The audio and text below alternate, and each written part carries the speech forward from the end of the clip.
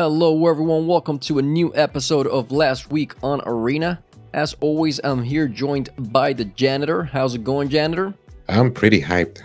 I'm okay, thank you.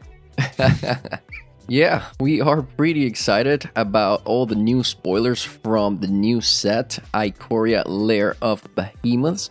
And we are going to do things maybe a bit differently this time. Instead of doing our regular gameplay podcast style episode, we are going to talk about some of the best spoilers so far, at least for us. And as always, if you enjoy the content, please make sure to click that like and subscribe button below. Is a way to support the channel for free. Now, let's jump right in. Are you ready, janitor? I am. All right, awesome. So what do we see here on the screen? We're looking at one of the four, I think so far, four Apex cards with mutate abilities that came out in the spoilers for Ikoria. And this on the screen is Vadrok, Apex of Thunder. And we see here some new things, which one of is the mutate ability. So I guess let's talk about the card first, and then we can go through the mutate options. So this is a 3 mana on the Jeskai colors, 3/3 legendary creature, elemental dinosaur cat. Wow, that's a lot of stuff there. What yeah, I mean this this could be in a cat tribal deck. Like, this is nonsense. or an elemental, or dinosaurs, right? This could be fit anywhere. Oh, it's in the Jeskai colors. I don't know how many maybe cat decks are in Jeskai, but I mean, it fits, right? So what does the card read? Do you remember the dinosaur, the red dinosaur raptor that reduces the price or the cost of cards? Right. Huh. Yeah, but I mean, it's like, yeah, you know, it's a red raptor, and yeah, but this card has Jeskai colors, so it wouldn't reduce the cost of casting this because it needs to be cast with all the 3 colors, right? So, but it's still, like, on a dinosaur deck, I think it would still be pretty cool if we can make it like a mostly red. But if there's any dinosaurs in the Jeskai colors, this could be cool. Now, in cards that reduces the cost of casting, do you think, for example, this one, it has mutate with 1 colorless? If a card reduces the cost on, let's say, casting this card, the mutate will be reduced as well. That's my take on it. So would it? So, well, I'm not completely sure about this. I thought the cost is only on the casting cost, because mutate is like an extra ability. It says if you cast it with this cost, or it's mutate cost. I see what you're saying. So mutate counts as the card being cast. So yeah, I guess that could work. Work, and you don't have to be in Jeskai. You can be in only like Boros, because the mutate could be white or blue with red. So you could be in Boros, or you can be in Izzet colors and be able to cast this. Yeah, that's pretty cool. So it's a flying first strike. Flying first strike 3/3 that comes down for 3. Whenever this creature mutates, you may cast target non-creature card with converted mana cost 3 or less from your graveyard without paying its mana cost. That is awesome. So let's say you have, I don't know, a shock, or you have like a scorching, what is the name? Scorching Dragonfire, or something like a burn spell.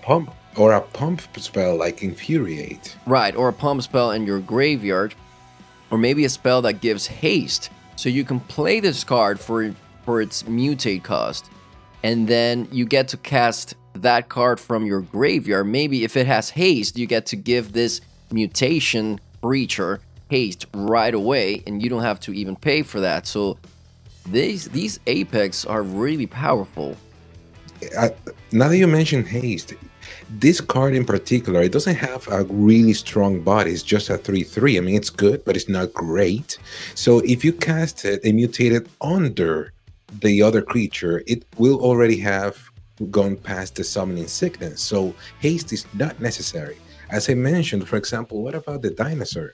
You will get the mutate cost reduced by 1, and it will be already on the battlefield by the time. So you can put it under the dinosaur for 3, immediately attack with flying first strike and whatever that other card has, and immediately pump it up with anything on the graveyard. I think this is nuts. I love it.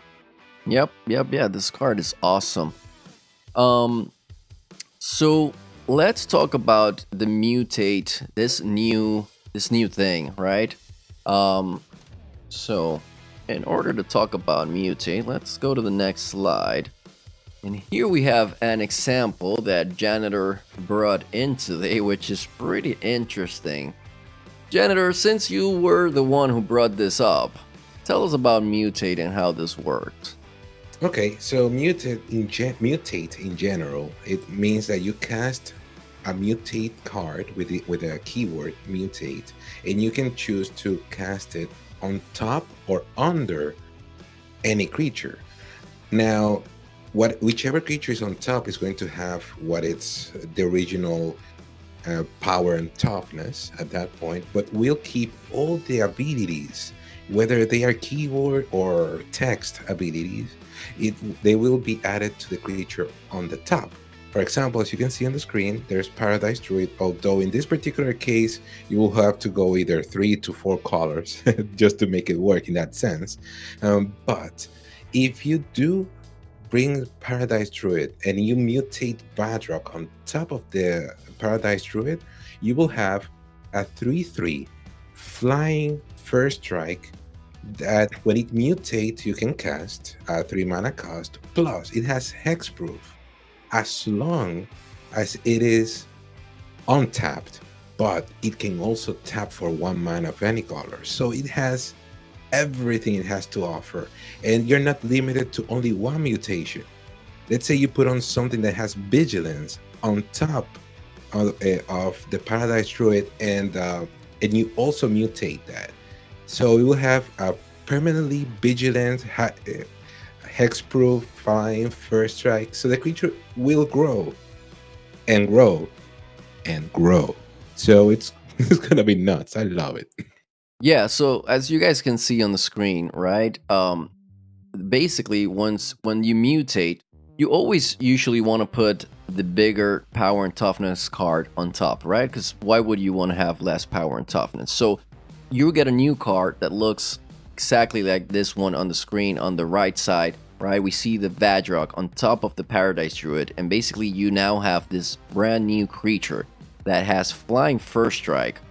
Plus, you get the ability from whenever this creature mutates from Vadrock.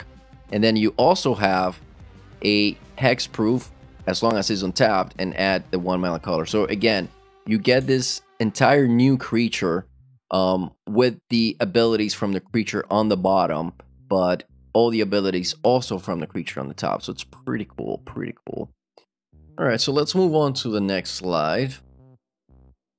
All right, so what we're looking at is we see Vadrock again here, but we're looking at the Mythos of Vadrock. So for each of these Apex, we have a Mythos card that's going to accompany the Apex in the set, and it will have options for the colors of that card. So in this case, Vadrock has the Jeskai colors.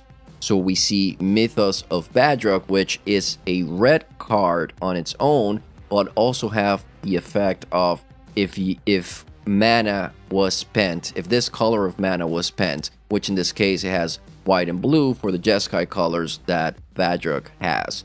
So, Janner, let's read this card and talk about it. Yep, go for it.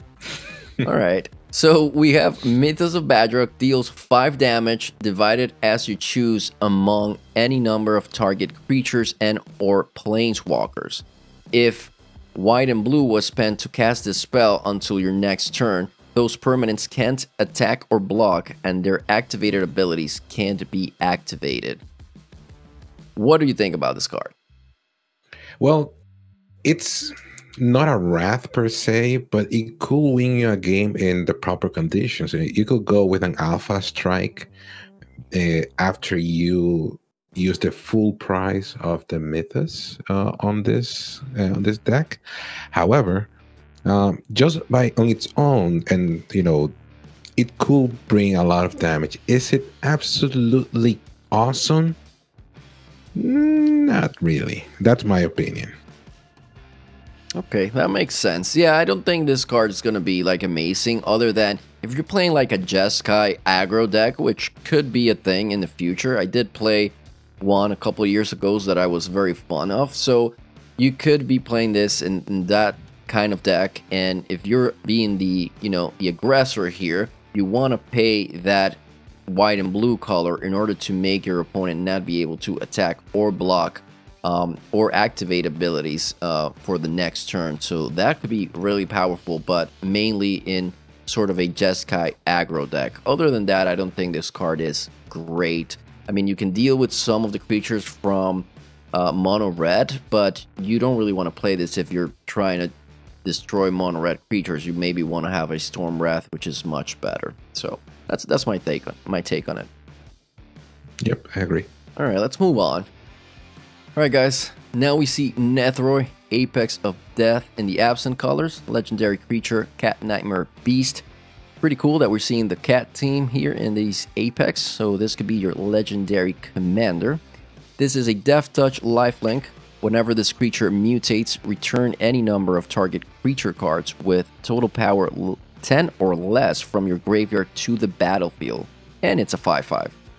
Wow, this is a broken card. What do you think? What do you think, Janitor? Absolutely broken, and it's going to, well, make some other like previously dead decks or sort of like not as played is going to make a real big comeback. Yeah, I mean this could be in your Golgari deck because you have green and black. This could be in a John type deck again because you have red, green, and black. And obviously in an absent deck. This is pretty broken. If you have something that gives haste to all your creatures, then like an enchantment, right? Like a Gruul enchantment potentially, you get to play this on turn 6, mutate something. All your creatures come from the graveyard to the battlefield. All the enter the battlefield effects trigger. And then you can also attack with everything in that turn. This could be massive if it's set up in the proper deck and if somebody finds a way to break the meta with this. So yeah, pretty cool card. We're just gonna how about Massacre Girl?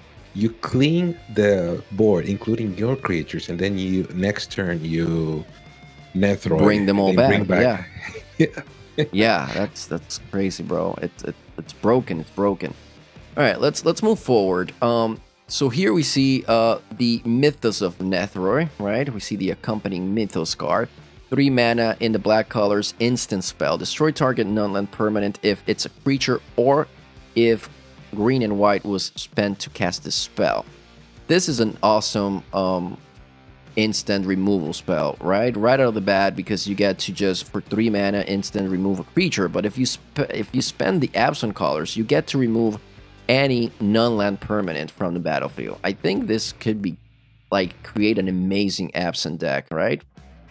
Absolutely. The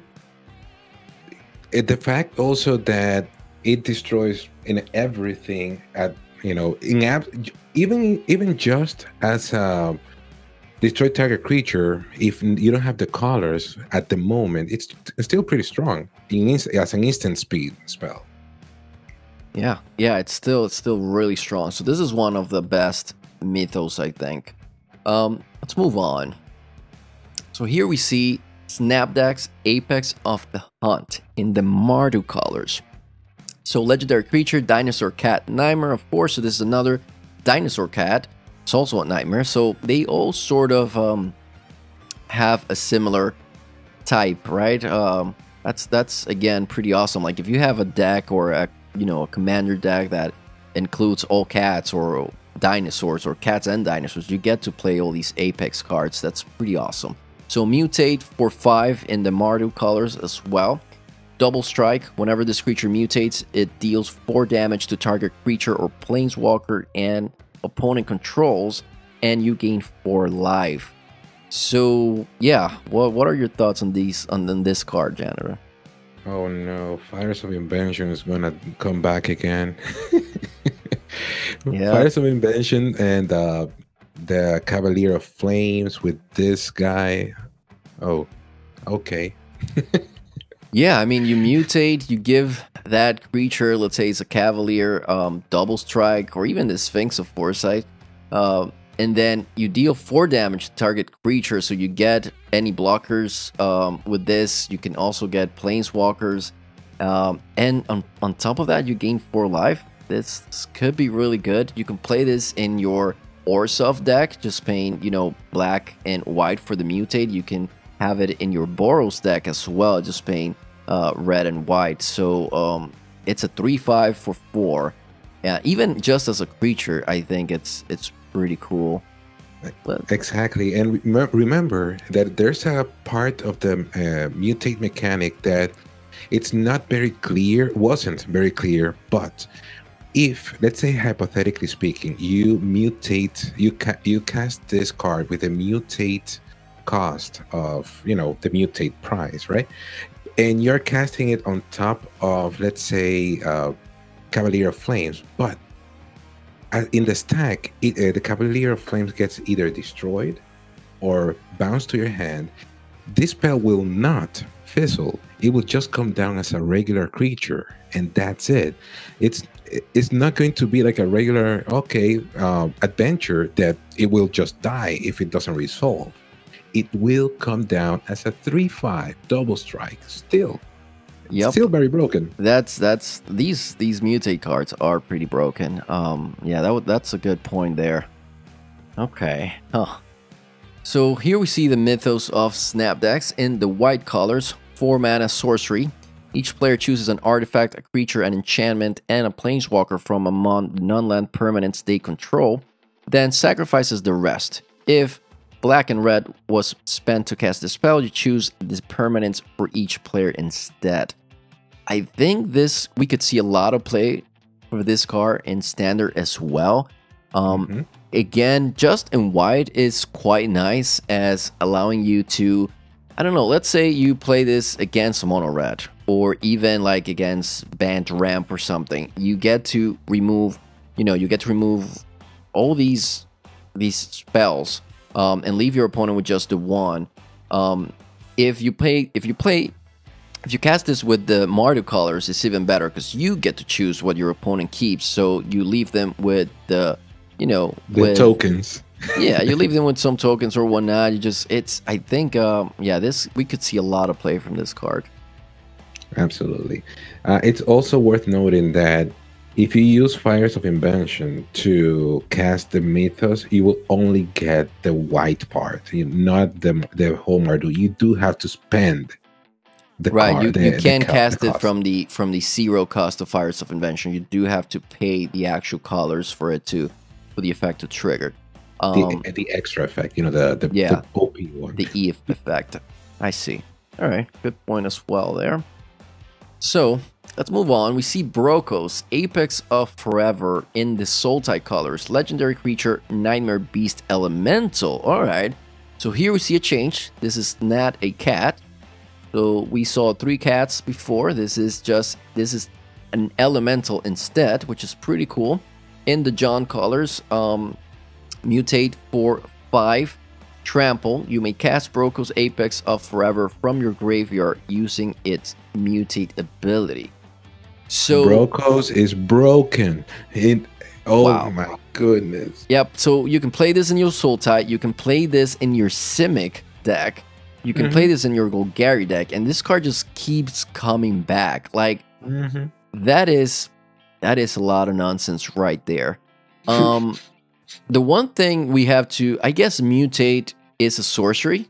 So that's one thing to know, that at least it's not coming back as an instant speed spell. So you cannot do this on your opponent's turn, but you can definitely pay for it again during your turn to get it back. But that could still be pretty powerful.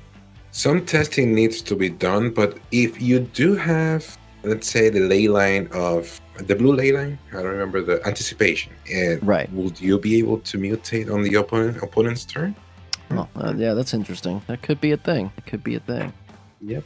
Okay, so we see the Mythos of Braccos, which is in the green colors of 4 sorcery. If you pay blue and black to cast this spell, search your library for a card, put it onto the graveyard, then shuffle your library.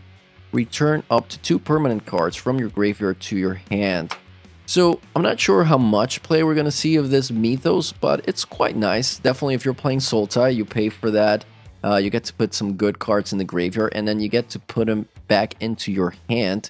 So I guess you could pay the Sultai colors, maybe get Nissa and you know, Uro, things like that, and then put these back into your hand, or even a Crassus. If you have a Nissa in play and you're missing that Crassus, that's going to give you the winning, you know, that's going to be your winning finisher. You can put that Crassus into the graveyard, get it back into your hand, and potentially cast it next turn with your Nissa on the battlefield, and you know how it goes after that. You just win the game.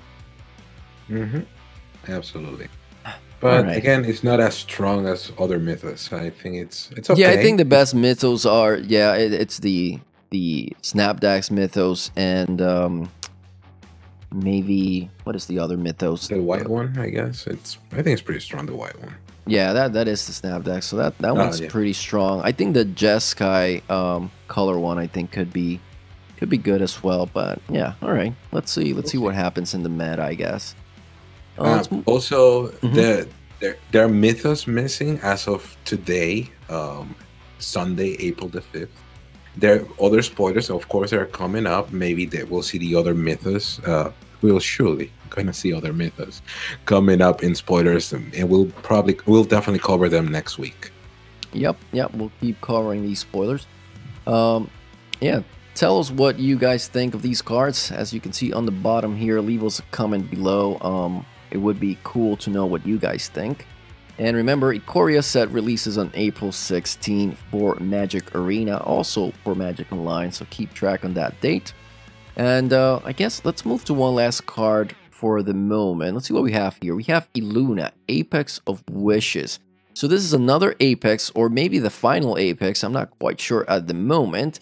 This is a Beast Elemental Dinosaur, so now we see the Elemental Beast theme here with Braccos and then Aluna. Mutate for 5 in the Teamer colors, Flying Trample. Whenever this creature mutates, exile cards from the top of your library until you exile a non-land permanent card. Put that card onto the battlefield or into your hand. Okay, tell me about this card, Janitor. It's too cheap. Too cheap for such a strong body. 5/6/6 Flying Trample, just there, it's strong, and the fact that it has green, you are going to ramp up, especially in the current meta where ramping it's so rampant, pun intended. So yeah, it's going to be crazy. Yeah, I mean, if you have your opponent down to, you know, a low life total, you mutate something for 5 in the Simic or Izzet or Teamer colors, and you get to find a non-land permanent, whatever it is, it doesn't matter. It could be an 11/11 haste trample creature, if there is one of those, and you put it onto the battlefield and you just go for it. And if not, you can keep it in your hand. So this is another powerful card. I mean, this set is so powerful overall at this point. This is really going to reshape the meta. Okay. Absolutely. All right, we see Calamax. There's Stormsire. Not quite sure. 4 mana Teamer color, legendary creature, Elemental Dinosaur. So we see an Elemental Dinosaur, no more Apex here. Whenever you cast your first instant spell each turn, if Calamax Stormsire is tapped, copy that spell. You may choose new targets for the copy. Whenever you copy an instant spell, put a 1/1 counter on Calamax. It's a 4/4 for 4. Wow. Jenner, tell me, what do you think? my janky mind is trembling. Pretty much what I will do just to make a little fun deck, I will put on uh, a 1,000 Year Storm on this deck with Fires of Invention, and going on a copy rampage right here. It's yeah, it's when Yeah, I mean, even like Teamer Reclamation, if you get this on the battlefield and you're playing Teamer Reclamation and this card survives until your next turn, you get to start copying all the fun stuff that you can do. You know, explode your opponent just copying that with Calamax. That's gonna be game real quick. Turn 5, turn 6, game. Yeah, this card is gonna be really good. Let's move. and even yeah, and even if they somehow survive, I mean, you'll have I don't know how many counters, +1/+1 counters on this guy. So yeah, it's gonna be great. All right, let's move on. All right, we're seeing Kudrow, Aspect Warper, in the Absent colors as a legendary creature Nightmare Insect.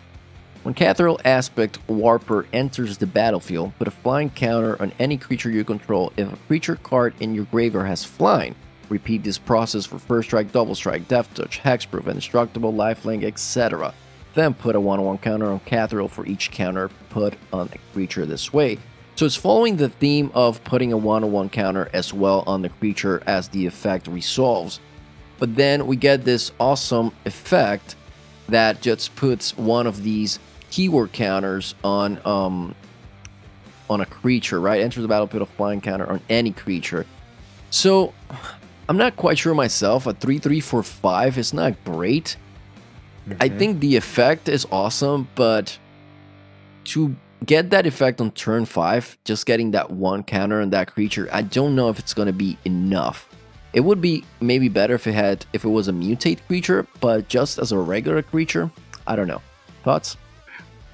Yeah, but you should understand that any creature can become the target of a mutation. So yes, it's on its own, it's strong, not OP in my opinion, but put something on top of that in a mutation with a stronger body, with further effects. I mean, you don't even need that many effects because it will get all the keywords. That's true, but also you have to wait until turn 5 to do this when a lot of your mutations are already either on turn 3, 4, or 5 themselves. So if you have to wait for turn 6 to cast the mutation on top of this, I'm not quite sure that's going to be great. It's going to be fine. It's not going to be great because it's a turn 6 play that, you know, you could potentially already have lost the Kudrow from a removal spell. The mutation could be countered, and then you just have like this 3/3 on the battlefield that maybe didn't do much. So I'm not quite sure. It's a good card, I think, but I don't know if it's going to be like a standard staple. Yeah, I do understand, and definitely the fact that the effect of grabbing all those keyword counters, it's only happening when entering the battlefield. It's yeah, I see. Definitely, it's not that great. All right, moving on. All right, we had to show the Planeswalkers. You guys have already seen this probably, but we have 2 Planeswalkers spoilers: Luca, Coppercoat Outcast, and Vivian, Monsters Advocate. I have to say the trailer for Ikoria was pretty cool. Seeing Vivian calling the big creatures here to fight other big creatures, that was a pretty cool spoiler. Music was awesome on that spoiler, although it didn't impact me as much as War of the Sparks and Throne of Eldraine. Like, I think this was a good trailer for the set, but not as amazing as those two. What do you think about the trailer for this set, Dan? Yep, that cinematic, it was decent, I think. I mean, it wasn't that great, honestly, but if at least, you know, when Vivian whistled that final time, and then something like a Godzilla like feet will squash the other monster, that would be being either at least funny. But yeah, in Yeah, I comparison with think the they other cinematic, right. this was subpar. Yeah, it was just good. I think maybe I would have changed the music and done something a little bigger. You know, they're trying to put these big monsters, like Vivian is calling these big monsters, and they're, you know, at the end you also see how that monster revives and then shows Vivian calling maybe an even bigger monster, kind of, you know, performing a mutation right there. Like that could have had a more powerful song. I like that song, but it's more of a playful type thing where this could have been like a more powerful going big song to trigger those monsters in the cinematic. But I mean, that was fine. That was fine. All right, enough talk about the cinematic genre. Let's talk about these planeswalkers. So Luca, +1 comes down for 5. +1, exile the top 3 cards of your library. Creature cards exiled this way gain. You may cast this card from exile as long as you control a Luca planeswalker. Risky, I don't know. too risky. It's too risky because I think it's that +1 is too risky because yes, you exile the card and you may cast it, but then next turn Murderous Rider. But the -2 though, go for it. Yeah, -2, exile target creature you control, then reveal cards from the top of your library until you reveal a creature card with higher converted mana cost. Put that card onto the battlefield and the rest on the bottom of your library in a random order. Yeah, that -2 is much better. What could you see being done here with this -2? What do you think? Wow. Anything. The possibilities are pretty much limitless in the sense of that if you, as long as you have, you know, bigger creatures, it's gonna come down. If you know that your top end it has a 6/6, a 6 mana cost card, and you sacrifice a 5, you know for sure you're gonna get that one eventually. You know, it's gonna go through the deck and get it. So yeah, it's, You know, I'm gonna be honest. I think this the +1 and the -2, like the -2 is fine, but to be a 5 mana planeswalker, it's not that impactful. Yes, you get to bring a creature to protect it, but only if you sacrifice one of your creatures. So if at that point you don't have creatures, you're like stuck with this planeswalker in your hand. One thing I could see here is, like, if you have a very, very janky deck that's ramping quickly, so you have a lot of mana in play, maybe you put the Colosification enchantment on something, so you have a 20/20 tapped creature, and then next turn, or even that same turn, if you were able to ramp enough that you can get 12 mana put together, and you can play Luca, and at some point -7, I don't know. I mean, I could see something janky happening there, but I don't know. I don't think Luca's going to see a lot of play, at least from my side here. All right, but let's move on to Vivian. So Monsters Advocate, 5 mana planeswalker with 3 loyalty. That's not ideal, but okay. Now it has a static ability of you may look at the top card of your library anytime. You may cast creature spells from the top of your library. I think just the static ability on Vivian is awesome, even though you have to pay 5 mana. But if you get to keep Vivian on the battlefield, you just keep casting stuff from the top of your deck. It could go wrong really quickly for the opponent. What about these two other +1, -2 Jenner? What can you tell me about these? okay, the +1, create a 3/3 green beast creature with your choice of Vigilance, Reach, or Trample. Yes, it is a 5 mana planeswalker with 3 loyalty, but it will immediately bring up defense with the +1. If they're flying, get a Reach. If you're, well, if Vigilance, if you want to attack, if Reach is not necessary. The -2, when you cast your next creature spell this turn, search your library for a creature card with lesser converted mana cost and put it on the battlefield and then shuffle. You put it on the battlefield. If you have something that you need that could be used to defend Vivian herself, then great. Not sure what would that be, but you could use it to defend yourself as well. Yeah, Eh, yeah, I think this Vivian is a really good planeswalker. You get to +1 immediately, create a 3/3 token, put one of these counters on it, and so that could defend yourself. If you untap with the token or just another creature and Vivian, you could -2, and then you can grab, you know, another creature, maybe a mutation creature, put it onto the battlefield or something. Like you could do some good things with Vivian. I think, especially this static ability of looking up, being able to cast creature spells from the top of your library. I think it's really good. Okay, moving on. Void Beckoner and its alternate Space Godzilla Void Invader. So again, these are the same card. It's just a different promotional version with the Godzilla theme. So Void Beckoner as a 8 mana on the black colors creature Nightmare Horror Death Touch. With cycling, when you cycle Void Beckoner, put a Death Touch counter on target creature you control. And then we see the same thing on the Space Godzilla Void Invader. Jenna, remind me about cycling. You know, we've seen this mechanic before. How is it that it might be good in this set? What do you think? Yeah. Have you ever been in that situation? And I know the answer is yes.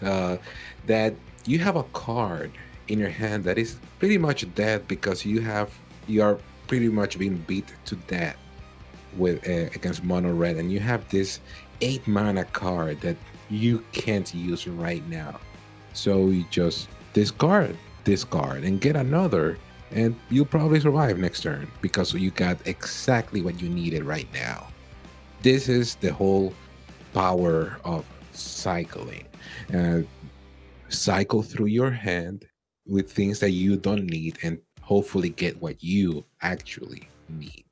That's it.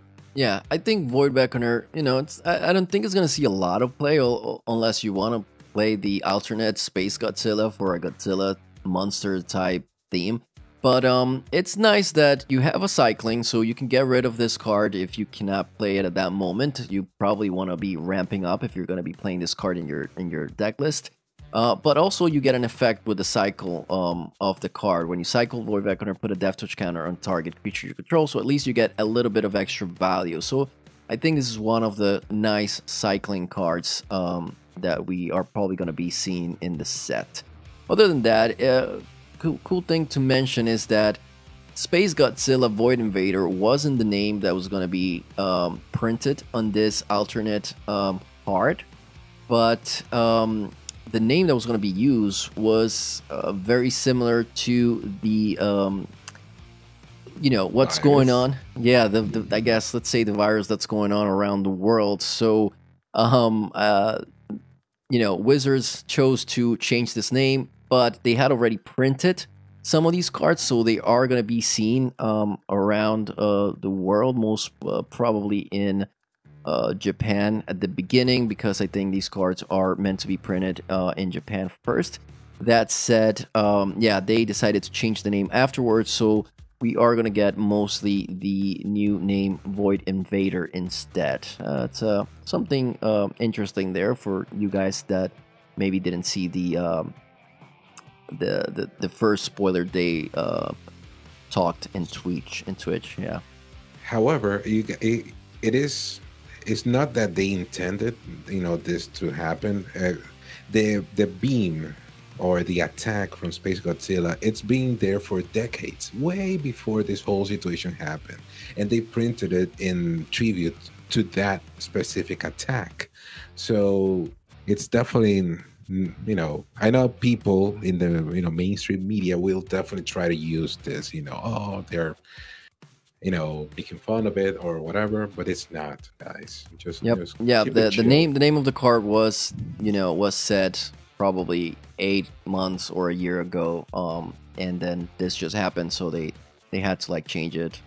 Just because it's the proper thing to do. Okay. Moving on. So we're seeing an interesting pair here on the screen. We see General Kudrow of Dranith in the Ursa of colors, 3 mana, 3/3, which is already nice. Legendary creature, human soldier. Other humans you control get +1/+1. So we get a human lord for 3 mana, 3/3. Whenever General Kudrow of Drannith or another human enters the battlefield under your control, exile target card from an opponent's graveyard.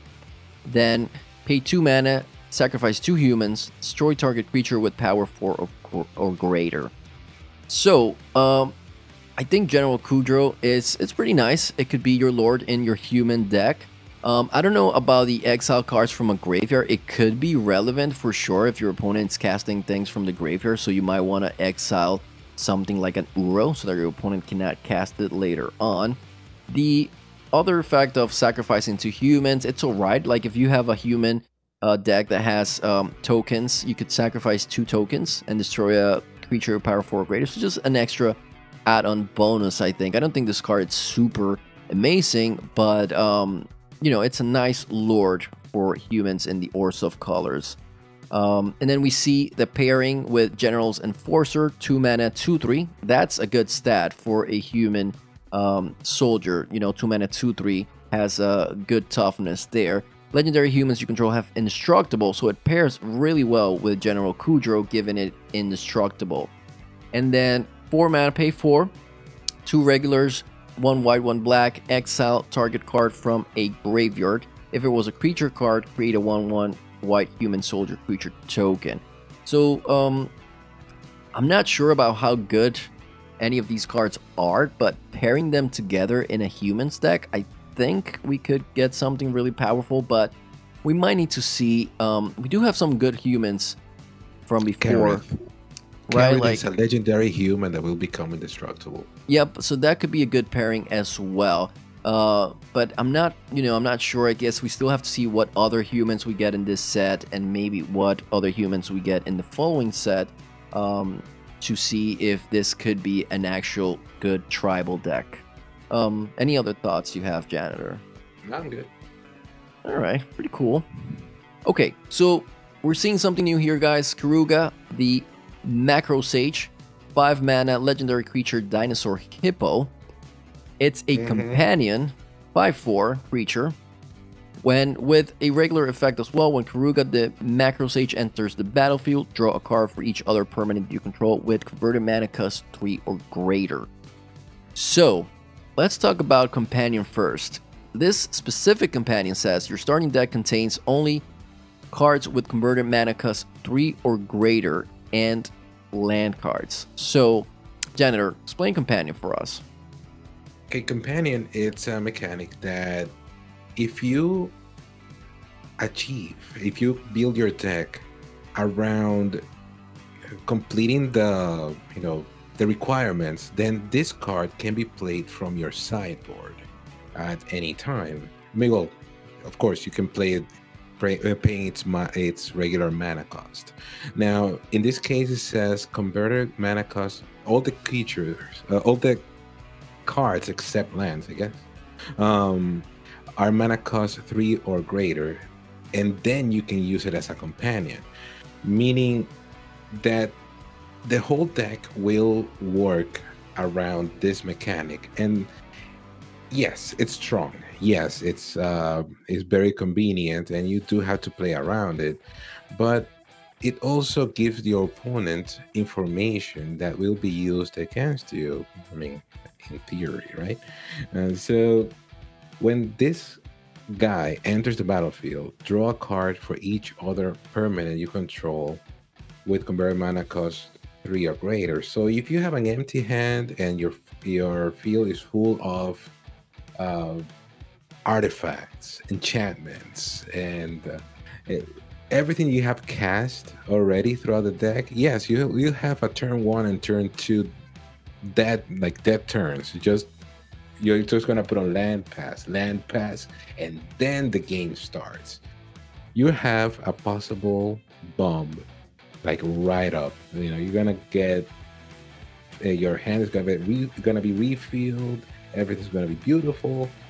But yeah, I mean, I personally, my opinion on this particular companion, it's good, but I think there are better companions out there. Yeah, I mean, one thing people were saying is, if you play this in your Fires of Invention deck, which is mostly a deck with things that cost 3 or greater, pretty much everything, from Bone Crusher Giant, which could be cast for 3, then you have Teferi, then you have Fires of Inventions, Fix of Foresight, Kenrith, etc. They're all cost 3 or more, and you get to have this as your companion. Let's say you already have Fires of Invention, you have a Cavalier of Flames or Cavalier of Gales in play with a Kenrith, you play your Carrucha, you draw 3 extra cards from playing this Carrucha, and you get a 5/4. So that could be a good addition to Fires of Invention decks. Absolutely. But yeah, we could probably see this. I don't know how much play we're gonna see of these companions, but I guess we'll have to wait, because this is a really like new, different thing that Wizards threw at us in this set, and I think it's new to everyone. So we'll have to wait and see if this is more like a casual thing, or if it's actually gonna be played in standard. All right, I think we move forward. If you guys have any questions about the companion mechanics, let us know in the comments. We'll surely try to point you in the right direction. There's going to be links as well in the description for the proper Wizards of the Coast archives, or information for these cards and mechanics and whatnot. All right, moving on. We see Kogelo, the Titan Ape, 6 mana of the green colors. Legendary creature Ape. Obviously, this is a tribute to King Kong, potentially. Yeah. When Kogelo the Titan Ape enters the battlefield, it fights up to 1 target creature you don't control. Whenever Kogelo attacks, destroy target artifact or enchantment defending player controls. And if you pay 1 regular, 1 green at instant speed, return target human you control to its owner's hand. Kogelo gains indestructible until end of turn. So, I think this, this tribute to King Kong, Kogelo, it's pretty cool. Especially the effect of paying 2 to return target human to your hand, and Kogelo gains indestructible, I think could be pretty strong. So if you get to stick this on the battlefield, make it indestructible every turn, just keep attacking with it, it could be pretty good. That said, everything else seems like just regular type of effects, not too amazing. What are your thoughts, Janitor? Yeah, I mean, now putting this monkey on the human deck, or putting humans in this monkey deck, it's going to be interesting. It could fit very well in Golgari as well, because there's a lot of humans that are pretty strong in the Golgari colors as well. Yeah, I think the absent. Yeah, I mean, the main issue is that you have to pay 3 green to get this down. Like, if it would be only 2 green, you might be able to stick it in different types of decks, but I don't know with the 3 constraint there. But I guess we'll see. That's a good point, yeah. All right, what else we have? Otrimi, the Ever Playful, 6 mana in the Soul-Tide colors. Legendary creature Nightmare Beast. Mutate, so this is another Mutate card for 4 mana in the Soul-Tide colors. Trample, 6/6. Whenever this creature deals combat damage to a player, return target creature card with Mutate from your graveyard to your hand. I think this could be good. Yeah, I mean, you get to mutate for 4. The creature gains Trample. If it has any other effects, awesome. And whenever it deals combat damage, then return target creature card with Mutate from your graveyard to your hand. So you get to just, get some of your Mutate creatures back to your hand. I don't think it's broken, but it's a fine card. I mean, I think it's good because this is the one card I think so far that you want to mutate, and one of the few cards that you mutate and put it on top because of the huge body for 4 that you can get. It's a 6/6 for 4 trample, and yes, but if you pay 6 just to put it in, and then I mean, as a normal cast, is not that great, honestly. I mean, it's good, and return creature to your hand, it's a great effect. But there are other cards that have that same effect with less cost. you know, not as expensive. Right. I mean, I it's agree. great, but not awesome. I agree. Okay. All right. Moving on. We have Primal Empathy. Jenner, I think you're gonna like this enchantment. Why don't you talk about this? Yeah, it's I have a love-hate relationship with this card because one, I love Hydras. I do love Hydras, and putting +1/+1 counter, it will probably also make the Simic Ascendancy that I always wanted to make it work but never did. Probably will make it work, but the hate part that I you know of this relationship is that Simic really doesn't need more help. Simic is already strong. Why are we doing this again, guys? Why? Yeah, we can only hope that Nissa and Crassus go We away can only soon. hope. So yeah, Primal Empathy, 3 mana in the Simic colors. Enchantment, at the beginning of your upkeep, draw a card if you control a creature with greatest power among... If you control the creature with the greatest power among creatures on the battlefield. Otherwise, put a 1/1 counter on a creature you control. So yeah, this just goes on, like... Turn 3, that's pretty early.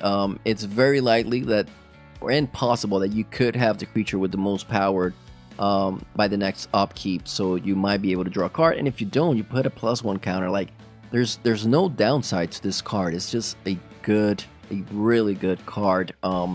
If you know, play in the appropriate deck. Obviously, we know Simic is great, but we'll have to see if it just fits in there right away, because once you're playing Simic, you don't have a lot of creatures at the beginning of the game. Like, you have Uro on turn 3 usually, maybe a Paradise Druid, but Paradise Druid as a 2/1 hexproof that on turn 4 could potentially be the creature with much power, with the best power if you're playing against mono red. You start drawing cards, you start putting 1/1 counters on Paradise Druid, which has hexproof. It could be really good. Okay. So, see what else we got. Oh, we got to the end. All right, awesome. Janitor, we got there. Okay. We definitely got there. All right. Okay, guys, what this means is that we still have a lot of spoilers to show you. We're going to see this in the following days, so we hope you guys keep track of the videos that are going to be uploaded this week to catch some of those spoilers we haven't seen yet. And otherwise, we're going to leave links on the description so you can go check out those spoilers and all that good information from Wizards of the Coast. We would love to see some comments from you about the cards that we've shown today. If you like them, if you don't, why? And yeah, just remember again, Ikoria set releases on April 16th for MTG Arena Client and Magic Online. Janitor, I think this was a good episode, and we hope everybody enjoys these spoilers. Any thoughts before we say goodbye? No, I mean, just wish everybody a great week. See you around on the field. All right, we are excited. We hope you guys are as well for this new Ikoria Lair of Behemoths set. And yeah, we'll see you next week. Have a good one.